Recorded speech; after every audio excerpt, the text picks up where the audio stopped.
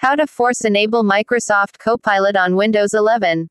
If you want to use Copilot but your PC doesn't have it yet, here's how to force it on Windows 11.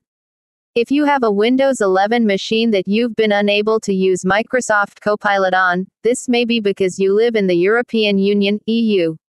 I recently sat down to figure out why I didn't have Copilot. To be honest, I wasn't too bothered about it up until now, and it turned out that it wasn't a problem with my PC, but rather, with my region. There are ways to use a run command to get around this restriction, but I wanted to make it as seamless as possible, as the feature had already rolled out to me. How to enable Microsoft Copilot on any Windows 11 computer. If you like such stuff, subscribe to my YouTube channel ITFO. The first step is to create a shortcut. Right-click anywhere in any folder and hover over New to Shortcut. I kept the folder on my desktop for ease of access. Type the location.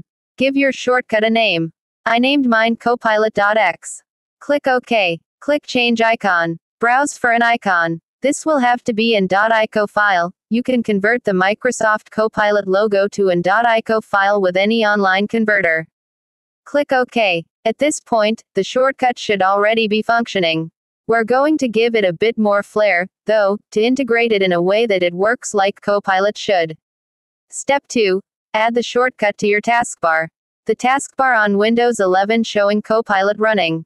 You can add the shortcut to your taskbar by dragging it to the bottom of the screen.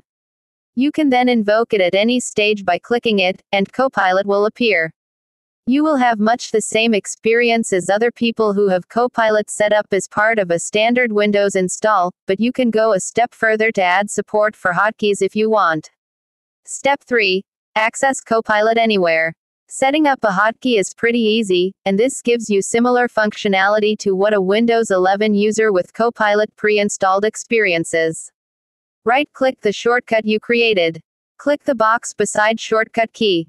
Screen showing the properties of the Copilot shortcut we created.